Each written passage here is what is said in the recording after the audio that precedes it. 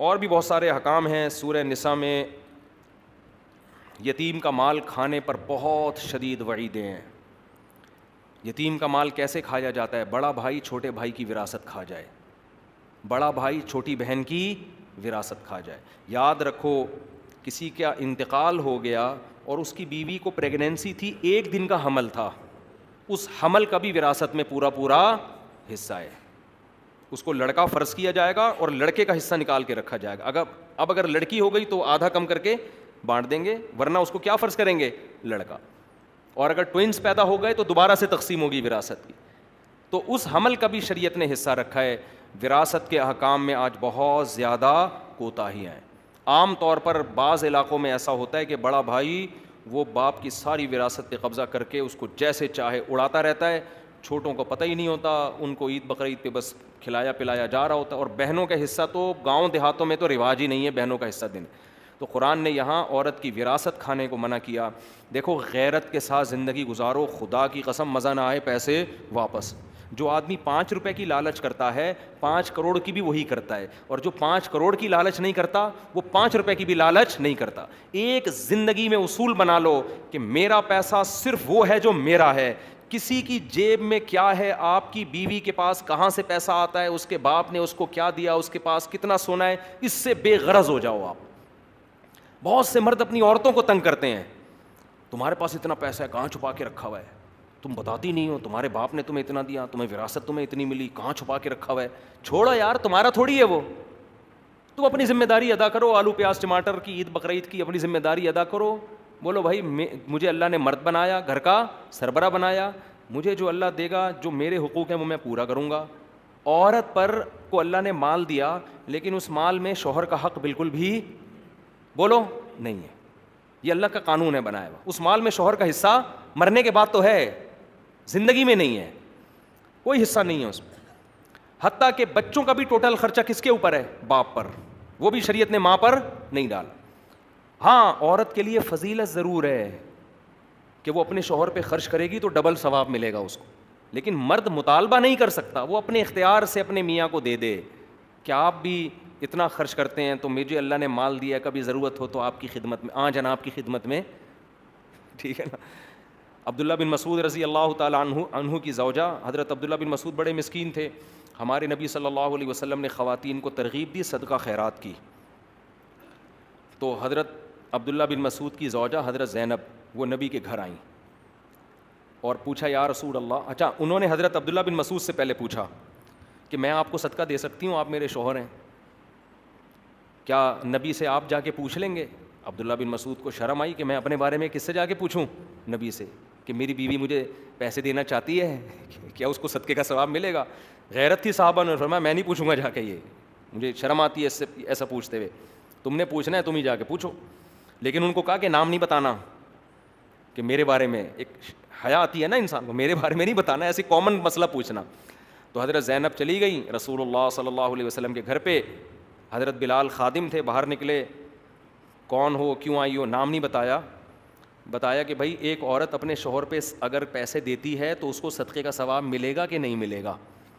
نبی نے پوچھا نام پوچھ کے آؤ, کون پوچھ رہی ہے؟ نبی نے فرمایا حضرت بلال سے نام پوچھ کے آؤ, ٹھیک ہے نا. اب وہ چاہ رہی تھی کہ نام نمایاں نہ ہو تاکہ شوہر کے راز فاش نہ ہو نا. ہوتا یہ ہے نا کہ جو عزت دار لوگ ہوتے ہیں وہ نہیں چاہتے اس طرح شوہر کا نام فاش نہ ہو. تو انہوں نے پھر صرف اپنا نام بتایا, زینب. پوچھو زینب آئی ہیں, تو تاکہ مدینہ میں تو بہت ساری زینب نام کی عورتیں تھیں. حضرت بلال نے جا کے نبی سے عرض کیا یا رسول اللہ, جو خاتون مسئلہ پوچھنے آئی ہیں ان کا نام ہے زینب. آپ نے فرمایا ای الزیانب, کون سی زینب؟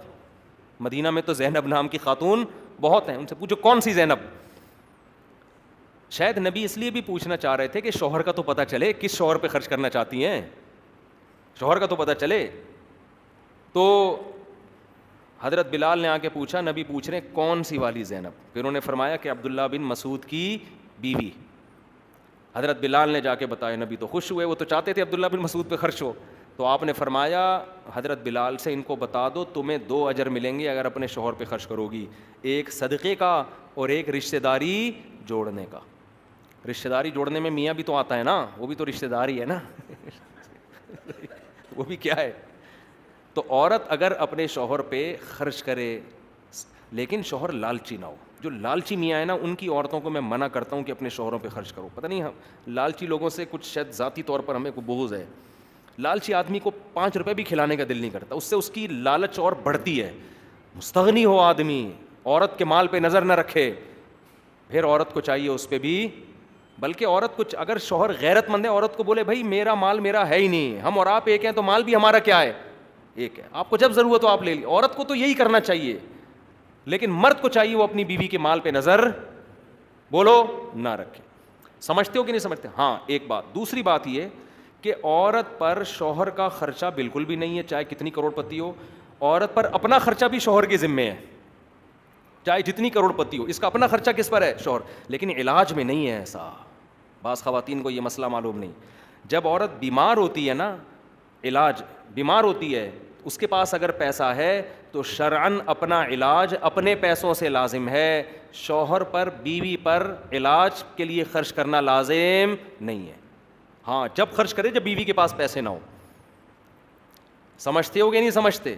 اب عورت کروڑ پتی ہے, علاج آغا خان میں چل رہا ہے, میاں بیچارہ خرچ کر کر کے اس کے بنیان بک رہے ہیں مارکیٹ میں, سمجھ رہے ہیں نا, وہ بنیان سے بھی گیا. یہاں بعض خواتین کی طرف سے پھر زیادتی ہوتی ہے. تو علاج کا جو خرچہ ہے, اگر پیسہ ہے, پیسہ نہیں ہے تو پھر تو شوہر کی اخلاقی ذمہ داری ہے, وہ بیچاری کہاں سے کرے گی. اگر اس کے پاس پیسہ ہے, دیکھو اگر عورت کے پاس 1 کروڑ روپے بھی ہیں, آلو پیاز ٹماٹر کا خرچہ پھر بھی کس کے ذمے ہے؟ شوہر کے ذمے, چاہے وہ رکشہ چلا رہا ہو, کیونکہ یہ نان نفقے میں آتا ہے. علاج نان نفقے میں نہیں آتا, سمجھتے ہیں؟ نان نفقہ کس کے ذمے ہے؟ شوہر کے ذمے, چاہے وہ غریب ہے. لیکن علاج نان نفقے میں نہیں آتا. ہر آدمی کا علاج اصل میں اس کے اپنے پیسوں سے ہوتا ہے. جیسے آپ اگر مر جائیں گے نا, تو آپ کے کفن دفن کا خرچہ سب سے پہلے آپ کے خرچے پہ ہوگا. تبھی وراثت میں سے سب سے پہلے کیا نکالا جاتا ہے؟ کفن دفن کا خرچہ. تو اسی طرح بیماری میں علاج کا خرچہ سب سے پہلے کس پر ہے؟ آپ پر ہے. آپ کے ابا بیمار ہیں تو ان کا علاج سب سے پہلے ان کے پیسوں سے ہوگا. اماں بیمار ہیں تو اماں کا علاج سب سے پہلے اماں کے پیسوں سے ہوگا. بھائی بیمار ہے تو بھائی کا علاج سب سے پہلے بھائی کے, آپ بیمار ہیں تو آپ کا علاج سب سے پہلے آپ کے پیسوں سے. وہ ختم ہو جائیں پھر ادھر ادھر تعاون ہوگا. تو یہ بھی ایک اہم ترین مسئلہ ہے جو ہماری خواتین کو معلوم نہیں ہے. ایک افراط و تفریط ہے نا, یورپ میں شوہر اپنی بیوی کو 5 روپے کی چائے بھی نہیں پلاتا, اور ہمارے یہاں پورا ہی نچوڑ لیا جاتا ہے میاں کو. تو اعتدال اس میں ضروری ہے. تو اس لیے خواتین کو بولو کہ جب علاج ہونا تو پھر پہلے اپنے پیسے. لیکن ہمارے ہاں مرد الحمدللہ ایسا کرتے نہیں ہیں, بیوی کے پاس پیسہ ہو نہ ہو پھر بھی مرد اپنا پیسہ خرچ کرتا ہے.